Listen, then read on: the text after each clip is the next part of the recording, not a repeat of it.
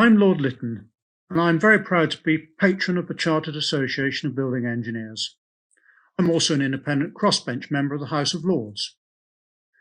Now, I want to send my thanks to our CABE community who have supported each other and worked together in this strange and challenging year. For the first time ever, CABE is holding a roundtable to discuss important issues in a candid manner, seeking to find solutions that help unify the industry and work towards a more secure and happy future for the sector and for those we ultimately serve. I'd particularly like to thank our sponsors, Cordek Ltd, CABE Benevolent Fund, and CABE Insurance Services for helping us get this out to the wider public. But even if you're not a member of the Chartered Association, we hope you enjoy it too, and will be inspired to join and make use of all the benefits that being a CABE member offers. The challenges before us are very great. Construction standards and safety, housing supply and skills shortages, the economy, health and well-being. So I wish everyone the best of good health, the safety and well-being of you all, your families and associates, and thank you for listening. Welcome to the first ever CABE Round Table. Today we'll be discussing accountability across the built environment and taking short breaks to announce the winners of the 2020 Built Environment Awards. Joining the discussion, we're honoured to have Richard Harral, Technical Director here at CABE. We also have Jayne Hall, the Association's current President, and Built Environment Enforcement Manager at South Gloucestershire Council.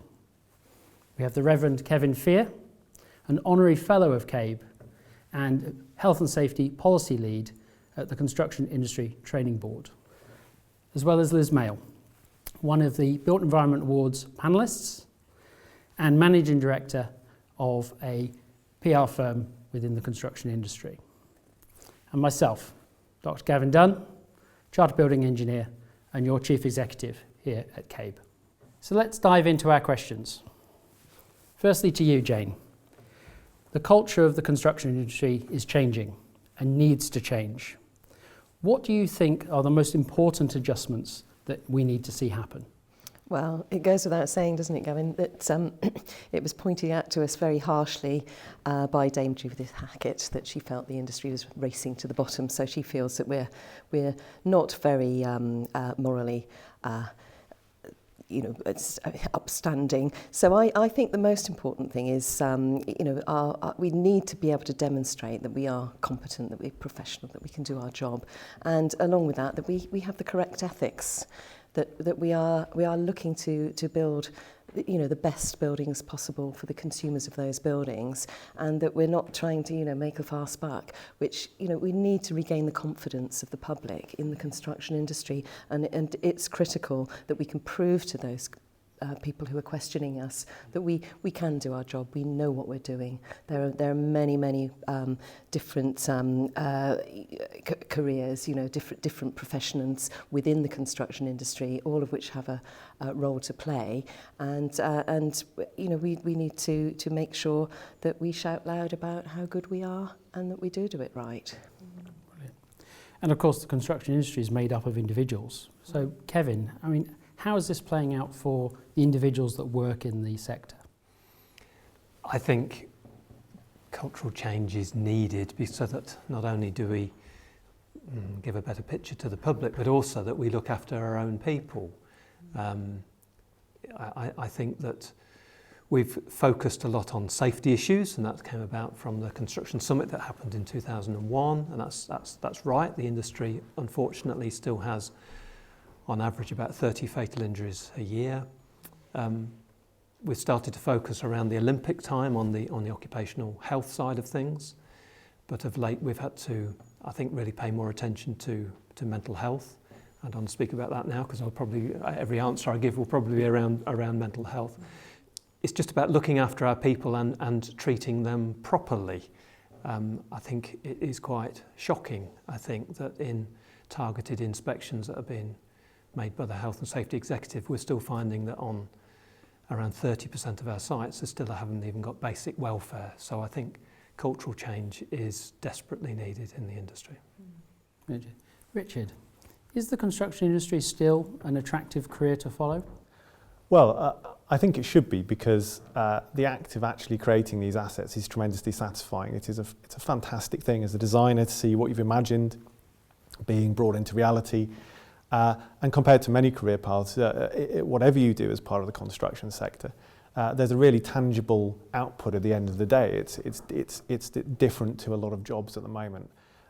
Certainly we're not going to be able to deal with our climate change objectives and aims without a really good construction sector. And of course, if you want a career that's going to have a good impact, have a high impact on society as a whole, then helping to meet those climate change targets is a really good way to make a contribution. What I would say is that I'm a great believer in civilised environment, civilise the person. And I think if we want people to really look at construction as a viable career path, we need to understand that we have to create good conditions for them to work in. Too often the behaviour sets of people in the industry are a reflection of them not feeling that they have much respect or self-worth, and that flows back and is mirrored into the way that they take care of the construction work they do, and as we know, that can have very serious implications for other people's safety. So yes, I think it should be a really, really great place for people to come and work, but it's actually up to the leaders in the industry and all of us to actually make that environment better. Liz, how do we communicate this to the world, that how good the construction sector could be? Yeah, well, I mean, Jayne said about, there are some really good examples of good practice. We need to create those and make those the norm. And you talked about, again, that sort of culture change that comes when people see around them things happening in a better way. And communication is absolutely essential to this. We really need to find a way of recognising and rewarding and celebrating what good looks like, and get everybody used to this idea of what good looks like. And I think it's something that everyone can do. It's not the job of government. It's not the job of clients or major contractors. I think absolutely everyone in the construction ecosystem can take the opportunity to celebrate the changes and the innovations and the better working practices, the civilising behaviours. There's just this opportunity to talk about that and recognise it, and in doing so, share your learning with the whole industry as a whole.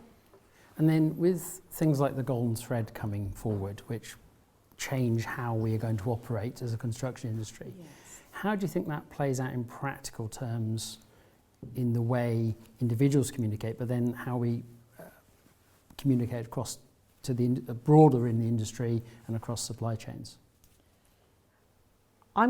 Perhaps we're going to be a little controversial here, because I think the golden thread, this idea of being able to track everything through as the Hackett recommendations put forward, no doubt, definitely the right thing to do, that audit trail, that ability to pinpoint accountability.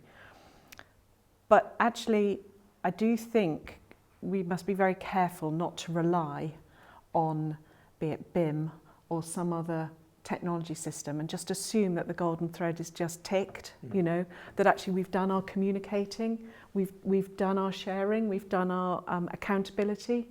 I think it goes to a much deeper level in the way that we operate and perform and collaborate as teams. Absolutely. And then, Kevin, in practical terms, what does that mean for the behaviour of people on sites themselves, at the coalface of the construction industry, as it were?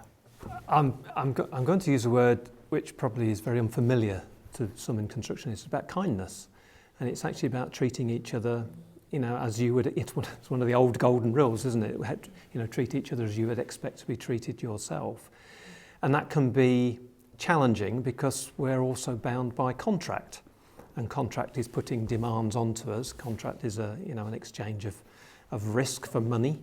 And that can, unfortunately, drive behaviours. And I think by really making sure that we treat each other as we'd expect to be treated ourselves is a starting point. It's not the end, it's a starting point. Excellent. Jayne, as the president of the association, What do you think this means for leaders in this sector at this time? Well, I think leaders hold a very important place in, directing how the industry can come out of this, challenging times, and to counter the remarks that came forward from the whole of the terrible Grenfell disaster and the report that Hackett made afterwards, which has really brought it to the public domain. Whether the building industry and the construction industry was in the public's mindset as clearly as it is nowadays, I don't know. I think everybody's always got that culture of the cowboy builder, and I think it's very important for leadership to set the bar as high as you feasibly can, and make sure that people aspire to do the best thing. That it's not going to, you're not going to want cheap as chips buildings. Yes, money is obviously a factor. It's a governing factor in everything we do. We always want a nice bargain, but we don't. There are things we must not compromise on, and the industry leaders are the ones who are placed to set that bar high, and for others to aspire to follow those standards. Talking about aspiration, let's take a short break to look at the first award winner. This year, we've been unable to announce our CABE Built Environment Award winners at our usual gala dinner. But we are delighted to be able to have this online platform to shed some light and share some really terrific projects that have scooped some awards this year. First up is the New Build Award. Winner of this award demonstrates exceptional design, construction delivery or performance, covers innovation, cost and procurement, as well as the all-important health and safety.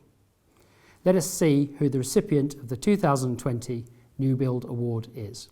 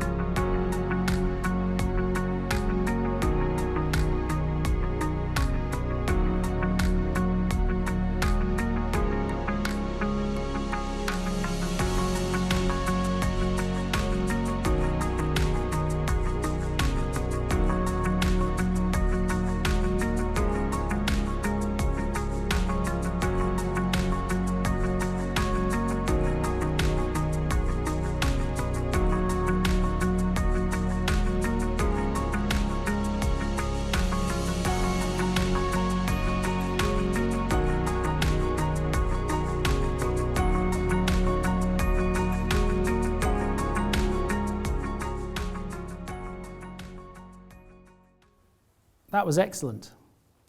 It's certainly clear that if you are going to get locked up for the night, that you should do it in Exeter. Those cells actually look quite pleasant.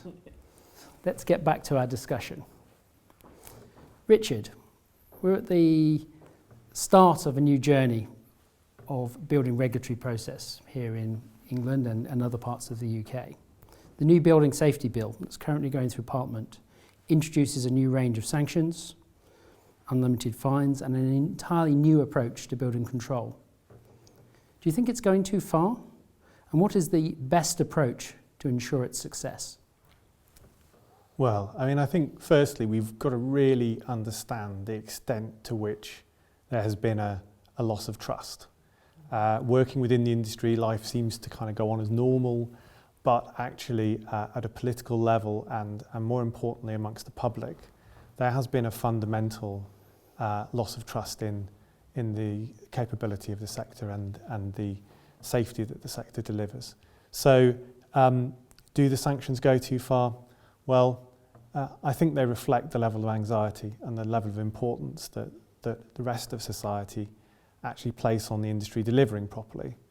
The industry has also been shown to be very fragmented, very siloed, and Dame Judith Hackett quite correctly identified that there was a lack of personal responsibility taken throughout the supply chain.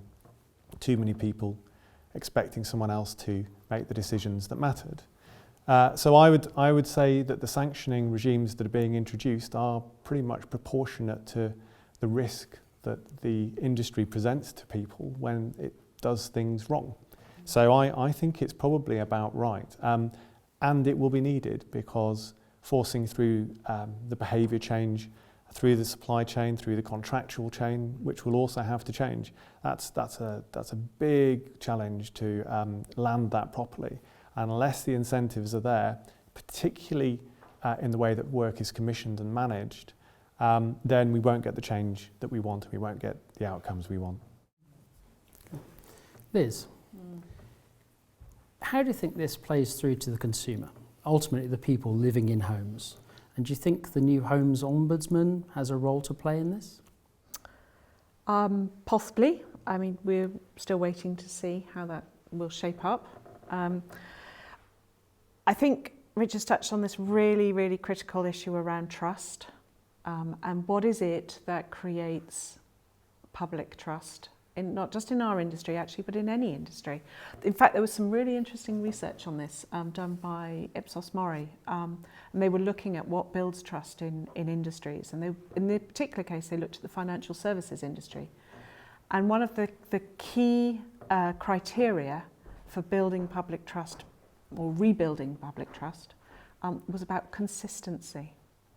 An absolute consistency in terms of behaviour, in terms of processes and what people could expect, and a consistent outcome as well. And I think, from my point of view, I think obviously that plays very strongly to communications and how we, talk about and behave and make visible what we do in a consistent way. I think things like the Ombudsman, schemes like Trustmark, other accreditation type schemes, consumer redress schemes are important, but they're sort of, in a way, where if you've had to get to an ombudsman, it's too late. Yeah. The trust comes much earlier on, and it comes from consistent, good behaviour, made visible and created as a industry norm, I think, in my view. Okay. And if there has been a breakdown in trust in society of housing that they live in and our industry to deliver that in a fair and equitable way, what do you think the moral and well-being implications to the broader society are of that breakdown? Was talking earlier about how society is feeling uncomfortable. There's elections happening in America, going to happen fairly soon, and people seem to want this presidency to be in the background, and almost that's where we want it to be, because the reason why tragedies within buildings collapsing make the news is because they happen so infrequently. We've actually been spectacularly successful at managing to hold buildings up. So when something like Grenfell happens, there's this real, a big rock is dropped into the pool, and those ripples go far, and it takes a long time for the surface to come still again. And I think we're talking about trust within society generally. I think we need to start with trust within the industry. I mean, the different parties that come together in order to create the building in the first place. I can't honestly say that the different parties currently trust each other. We have the contracts, that's what the contracts are there for. But even then, in terms of people not paying when they should be paid, people perhaps hiding things that should have been made plain within the original tendering process. I think we need to build trust within the industry first and start there. And I think only then will we'll eventually get to a point where the public will trust us as well.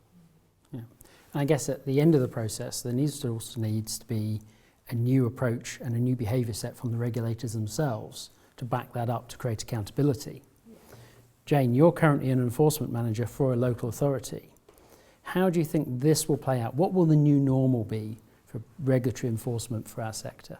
It's very, very interesting. I mean, as everybody who works in the building control industry knows, or the sector of the industry knows, we've been operating a sort of a dual building control,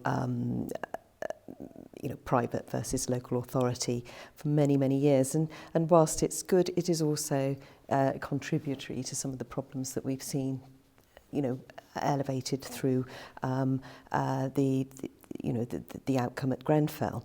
I think the sanctions that are going to be introduced are nothing more than what the public thinks that we're already doing.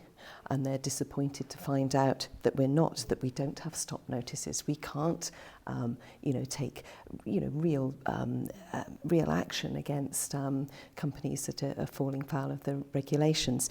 There is too much emphasis on sort of interpretation, and you can do it a different way. And I think sometimes, as Kevin said, you need some consistency. You need to regain that respect for the standards from everybody involved in the industry, from the developers, the people who are putting the money in, the designers, the contractors and the subcontractors, the craftsmen. Everybody needs to respect that the standards are there for a reason, and that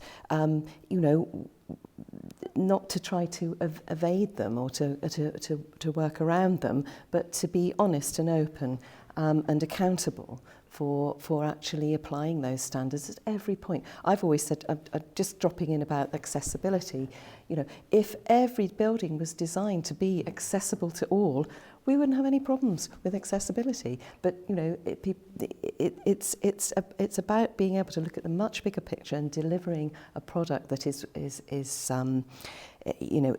wholly acceptable to the end user of that building. This new approach to building control, I think it's been, it should have happened years ago. It shouldn't have taken a tragedy to have, brought it to the fore. And I've often said, consumers you've got more rights buying a kettle from Argos or any other outlet than you have in purchasing a building, a new build home or a building. The consumer rights, where are they? And if we can tighten up our approach to building control and to get it accepted mainstream across the board by everyone, then I think we can move forward with that. Having building work done on your home is not something that people look forward to. No. Survey after survey shows that people just dread that thought because of their own experience or the experience of others. I think the trust, there is a big problem with trust. And the stereotypical cowboy builder who's out there to rip you off, the main contractor who's out there to rip the subcontractors off by not paying them on time, as you've mentioned. There is this, that negative, the negatives in the culture, and they're not everywhere, but it's like you say, bad news and negatives always seem to attract more attention than everything. A job that goes perfectly well and is smooth doesn't hit the headlines, does it? Unless it wins an award. Absolutely, and hopefully, for the actors in the marketplace that are not behaving ethically or to the required standards, hopefully with this new regime, life is going to start getting very serious for them. And I think it's quite right that life safety matters are front and centre in that process. But Richard, is there an opportunity also to improve some of the areas where we also know we have major challenges at the moment, whether it be climate change or quality? What do you think? Yeah, so one of the conclusions I've come to is that the industry has a huge quality management problem. That's linked to macro level issues like procurement, which I think we'll probably talk about a bit more later. But we just aren't in the right space to ensure that what's designed is delivered. We're not getting the performance we want out of buildings. And that's got to change. It's got to change for fundamental reasons. The complexity of what we're building to deal with climate change is much greater than the building work that we've done historically, and if you get it wrong, it has long-term health implications, whether that's ventilation, overheating. There are a whole range of factors that are going to be far more important. So we need a regulatory regime that helps drive towards that. And I think if you look at the proposals around gateways and around change management, what you're starting to see are regulatory backstops that actually could really underpin much better quality management, because everyone is going to have to get used to the idea that if they can't convince the building safety regulator on these higher risk buildings that they've done things properly, then they're not going to progress. And this is a big change for the industry as a whole. And I think for those of us in the industry, we can perhaps often see quite clearly how that can be achieved for new build. But I think we've also got to keep in mind we've got a lot of existing builds to deal with. And this new regulator will also be picking up control of high risk existing buildings, potentially buildings that have been built many years ago to a myriad of standards. Liz, do you think that will also change the way the industry responds? Yes, I think it will. I think when I look at the sort of retrofit sector or refurbishment sector, I see that as one of the most exciting opportunities for the construction industry, probably of a generation. And we seem to have a very strong political will to encourage better outcomes. Whole house retrofit is now part of the language that is being talked about with policymakers and others. And I'm really delighted about that. I think that's a great step forward. And I think we will find that people will get much better used to this idea of building in more consistent, more predictable and better quality outcomes through a approved process. We've obviously got fantastic standards in place. There's the PAS 2030, PAS 2035, other standards now that have been created.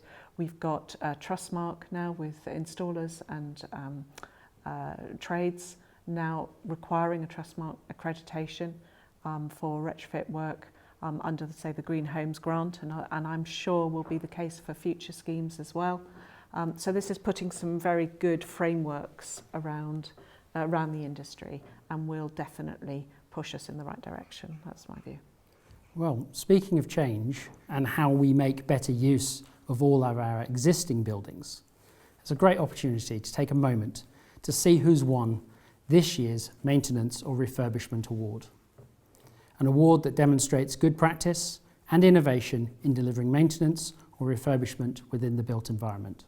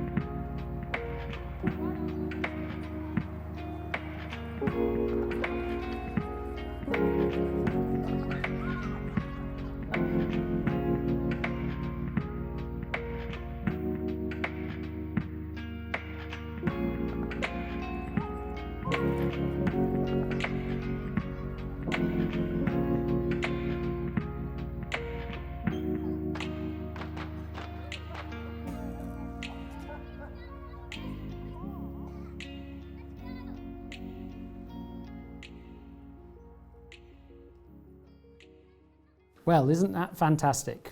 A great example of history being brought back up to speed for the 21st century, and lots of sustainability too.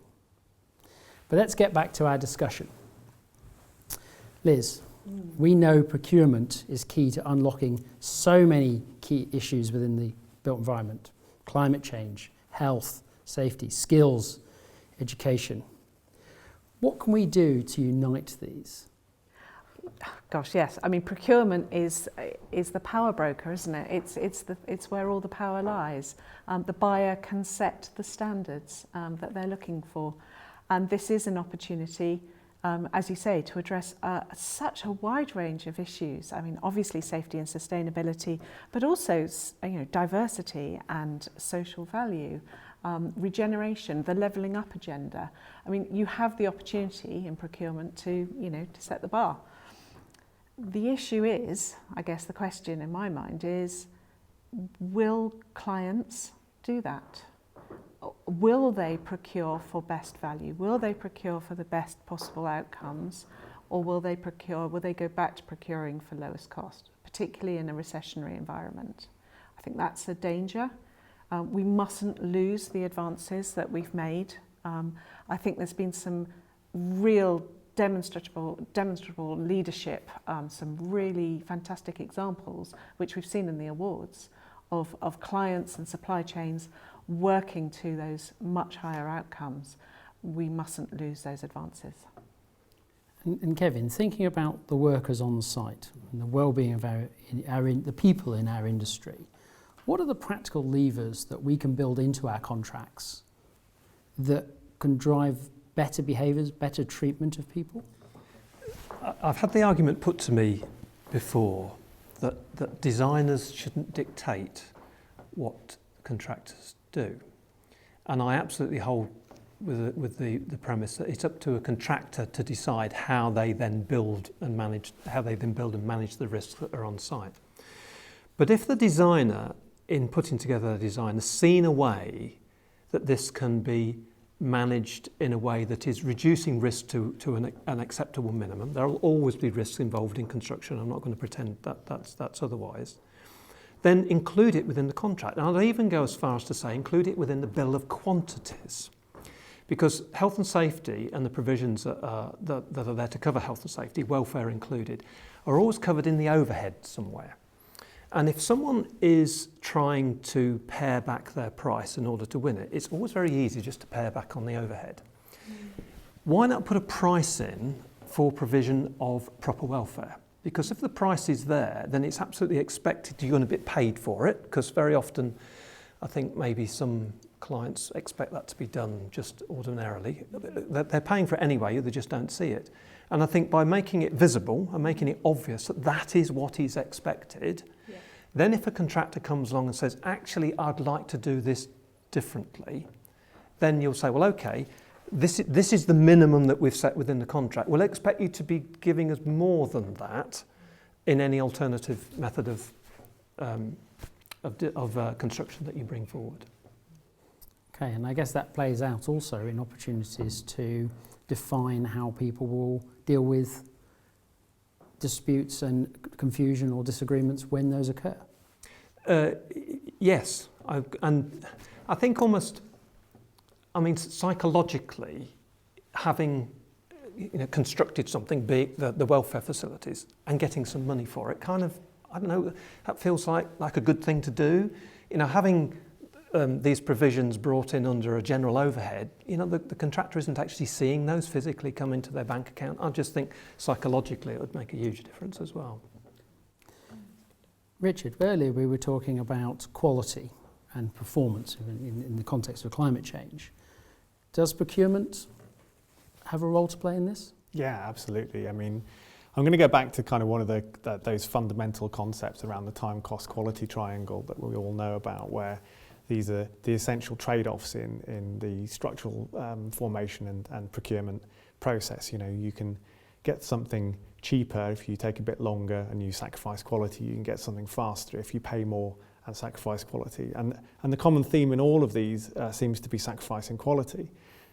So I think that there is a really, really big issue in the industry, a macro level issue, where we need to step back and say, do we understand what building projects need to cost? Do we cost them properly? And do we actually structure the way that we program them? Do we manage time properly? I think that the answer in both cases is no. We don't have a holistic view of cost because we don't account for the arbitration, the litigation, the disruption. We don't account for the defective work. We don't account for the fact that a huge number of clients move into a building and find that it's not actually designed to meet their needs and immediately have to amend it.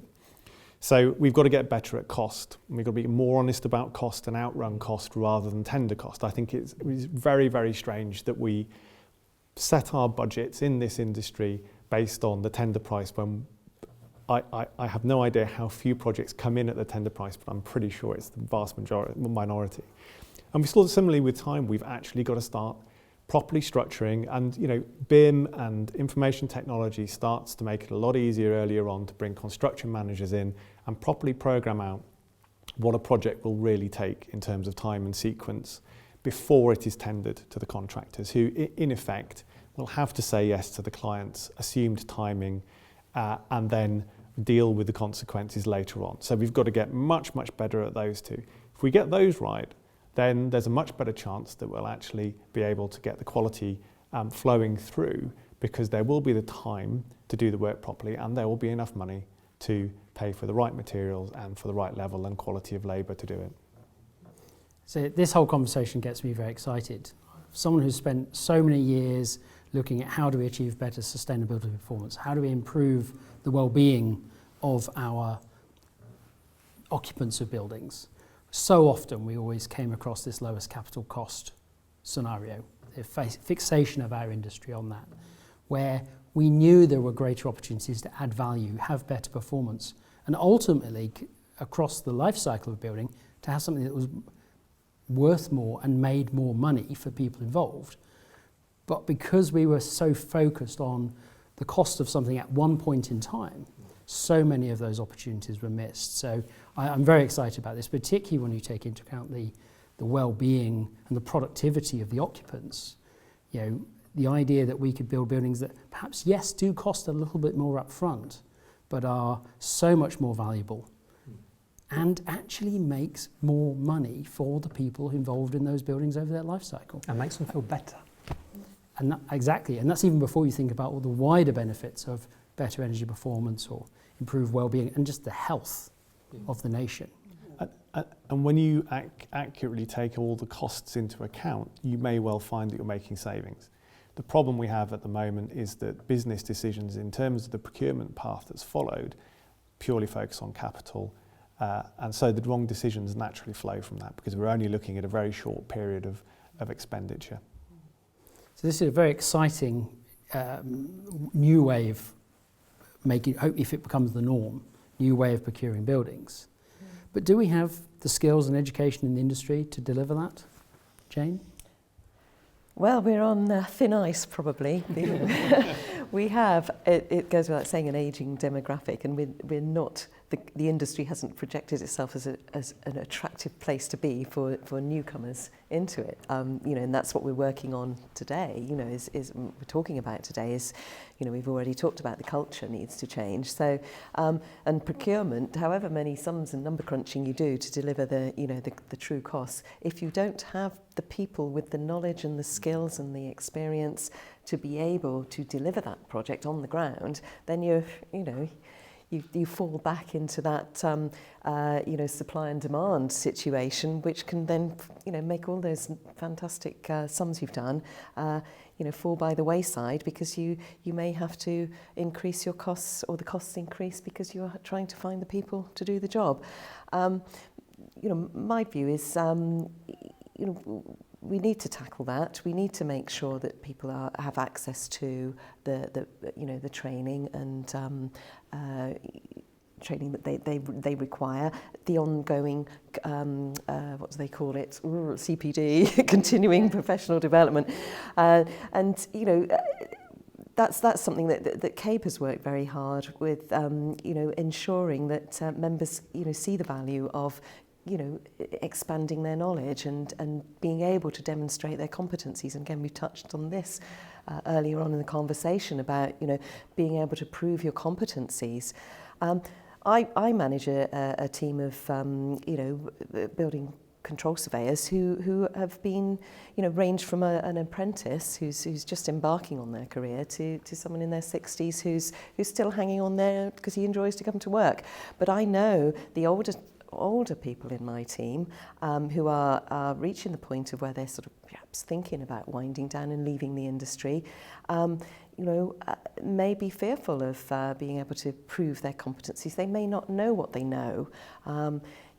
So sending people on training courses when they come back and say, well, that was a waste of time because I knew everything there, it isn't a waste of time. It validates what they already know. So I think it is critical that we invest in education for all members of the team, from grassroots right up to managers. Keep them, renewing their knowledge every year, refreshers, testing them from time to time, but making it not so that it's we're checking up on you, more of an expectation of that is how you grow, that is how you build your professional ability to do your job to the very best. Best standards there. So yes, I think we mustn't ignore these skills shortages, and we need to do everything in our power to plug the gaps where we see them. Kevin, you work for the Construction Industry Training Board. I'm guessing you deal with these dilemmas all day, every day. Yeah. Is the infrastructure, are the resources there to bring through the young people and the retraining of others to meet the skills gap we currently face? I think the resources are there. I'd almost turn the question round as to just where we're going to get the young people from. And it comes back to virtually, it's threaded through everything we've talked about. Do we have an industry which is attractive for people to come into? Mm-hmm. And if we've got this image, we talked earlier about having work done on your own home, and people don't look forward to having work done in your own home. Where do young people get their experience of construction, if not on their own home or what they see on the highway? And it doesn't present an awfully attractive picture. I've worked a long time in the industry. It's given me a fantastic career, and I'm sure if each of us was to compare what sort of careers that we've had, they'll all be slightly different. And whether you're very academic or very practical or somewhere in between, the industry has a fantastic set of opportunities for people to come into and to find their place. But what we've got is we've just got such a huge image problem that until we really solve that, we're not going to get the people to come in. We talked just now about competencies, and I will confess to having a slightly Pavlovian response, I suppose, to the word, because our industry sort of was littered with things which we called competency cards. Go and have a health and safety test, and you get this card, and you are competent, which is an absolute joke. And I actually like to talk about skills, knowledge, and experience. You go on training courses to get some skills and knowledge, which you then hone through experience. And I think which is what the construction design and management regulations talk about rather than competence. They talk about skills, knowledge and experience. And I think if you start to talk about the constituent bits of competence, it starts to take the mystique away, because if you say, well, actually, you've got some really good experience in this area, but perhaps you're lacking a bit of knowledge here, and then, I can start to see what that actually means. And so I don't know whether I've answered your question or not, but I think there are the resources there. It's just how do we get the people to come in and use them? Absolutely. And perhaps that's a good opportunity to take a short break and look at our next award. Health, safety and well-being should always be an essential part of all projects. And we believe that the winner of this year's Building Health, Safety and Wellbeing Award really took every effort to achieve very high standards. A winner of this award demonstrates commitment to exemplary health, safety and wellbeing management, and to a very significant extent has transformed the health safety in the construction process through innovation and information.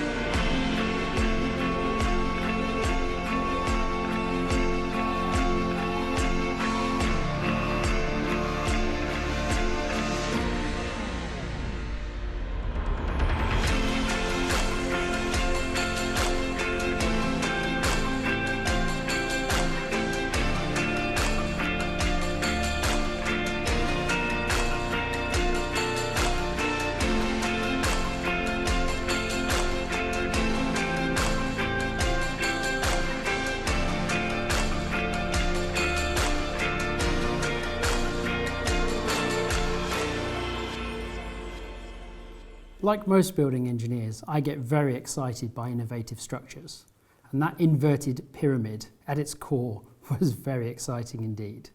Absolutely fantastic. Congratulations to all the winners. You deserve the praise.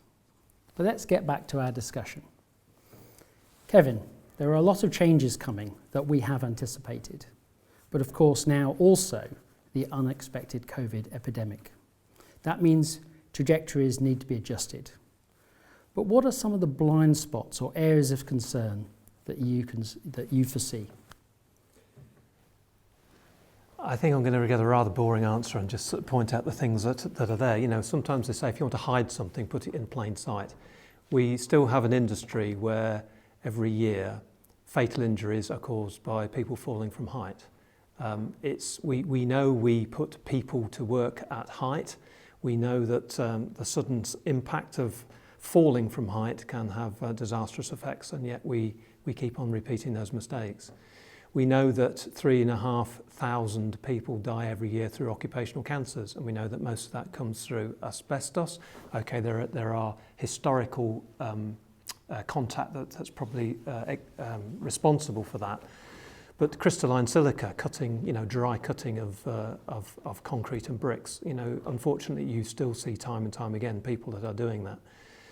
And of course then there's the mental health side of things as well, which is more difficult to spot. People say that occupational health issues are difficult to spot, and perhaps mental health issues are even more difficult. And it's about getting to know people, it's about getting to understand people, particularly changes in behaviour, which things that are happening that are out of character. I was once quite heavily berated by somebody. I was presenting at a conference from somebody on the conference floor that said that mental health shouldn't be anything to do with the working environment because it doesn't strictly come under the Health and Safety at Work Act, but it is affecting performance. It's affecting, we're expecting people to perform at a very high level, often against tight timescales. We're talking about people wanting to deliver quality. Actually understanding how that person is functioning by what they are carrying is surely the most humane thing to do. And I think, about bringing kindness into this as well. And I think we need to remember just 120-100. For every one person that dies in our industry every year from a fatal injury, current statistics show that there are 20 who are taking their own life, and that there are 100 who are dying through occupational cancers. And if you trust the figures that come from Mind and the Samaritans, and I do, that for every successful completion of a suicide, there's probably another 20 of people who are attempting to take their own life in construction. So that figure then has become 1-400-100. I think we have a silent epidemic which is there. We know about it. You go back probably 10 years and look at surveys that show is there stress in our industry, and we'd have said no, everything's just fine, everything's fine. I think we were hiding it. I think that we were people that were taking time off through stress were saying that they got a time off through a bad back or through other reasons. I think we need to be open about this. I think we need to be honest about how we are feeling, and allowing people to bring that out into the open. And the final thing I'll say about this, I've had the privilege of speaking on this on a number of different occasions, and always you'll find a small group of people who will want to have a quiet conversation with you afterwards because you've touched on something that perhaps they've buried for years and haven't felt the opportunity to be able to speak about it. And I think we need to take the lid off this, and I think we need to be really prepared for what we're going to find, because I think it's not going to be an easy thing to deal with. But I think if we have an industry that is more humane, I think all the other things that we've talked about, trying to get people, attracting people into our industry. Generation Z are very aware of who they are, how they feel, and are prepared to talk about that. If we present an industry where we say, no, that's a no-go area, you can't talk about that, we will not get the people that we need.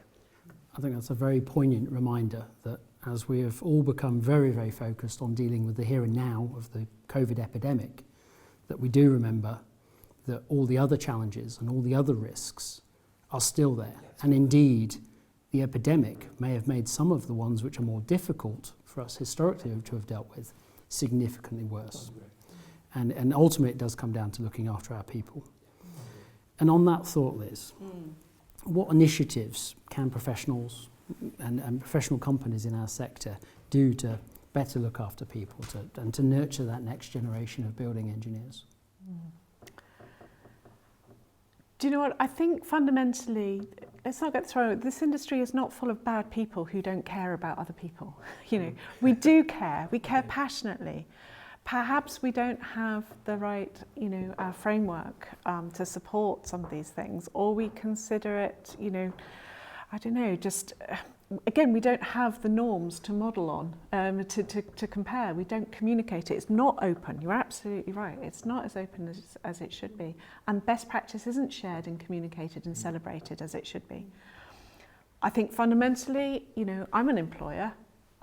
I feel fundamentally that mental health and well-being is part of my responsibility for my employees. I want the people who work with me to bring their whole self to work and to be able to express their whole self and their creativity and use their skills to the full. So that does mean that I have to create an environment that supports them. That also means, particularly, I have to say, the younger generations even more so really want and value personal growth and development, professional development. So being part of a professional institute, developing your skills and training, your CPD, having that badge and that accreditation to be part of a professional body is incredibly important to them. I think that is essential. And I think fundamentally it's about those of us who do have responsibility in the industry, who've been around for a bit, to take a leadership role. We've just got to step up to the plate. And now is the time to do it. I mean, COVID has changed everything. How could we possibly go back to the way that we behaved before? We must take this opportunity to change. And I know it's not always good for employers, but I think Generation Z are not expecting to come into a job and to be there 35 years. They're expecting to be mobile, they're expecting to want to move, and professional membership and training makes that portability. Absolutely. I think it speaks to your core values as an employer. And if you care about your employer brand, if you're going to tackle the skills crisis, Jayne, that you were talking about, an investment in your employer brand, how you communicate, how you demonstrate your values, how you treat your people, is at the top of the list. So picking up on that point, Jayne, what does exemplar, what does good look like in how we as an industry, as we as professionals respond to this challenges as we come out of this crisis? Well, you need to be, but people need to feel supported in their role. They need to feel that they are not alone.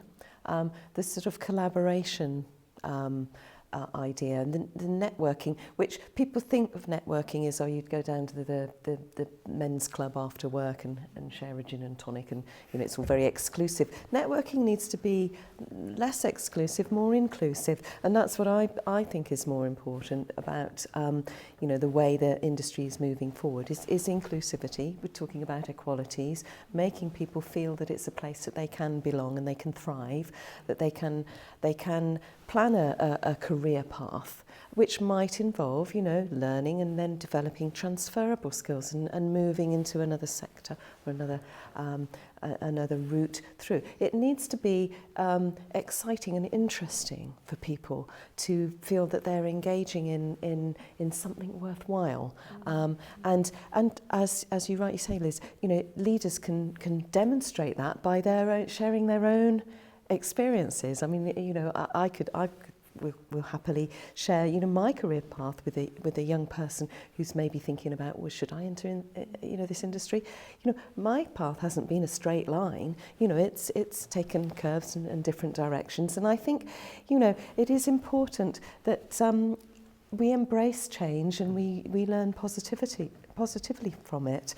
I think people, but particularly the black ethnic minorities, women who feel that perhaps the construction isn't welcoming to them, we need to kick those concepts into touch and say, you know, there are roles for all. And it's a very interesting industry to belong to. You know, there is so much you can do in this industry.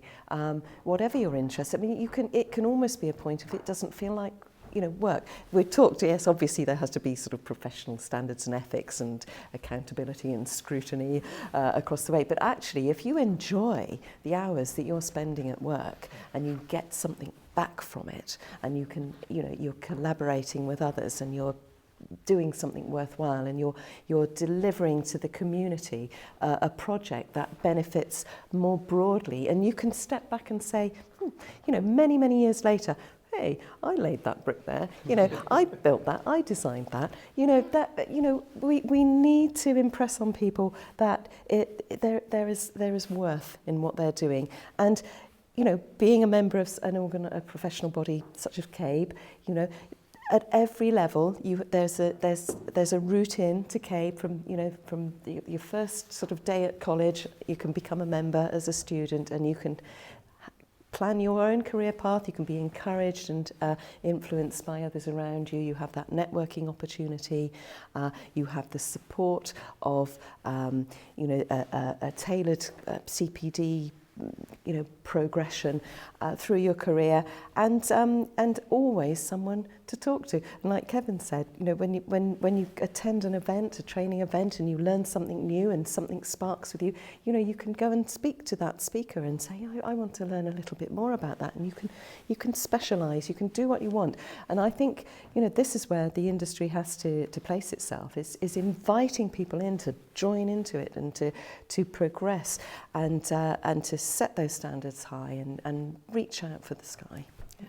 Talking about standards, Richard, in such a fragmented industry like the construction sector, do professional bodies have a particular role to play?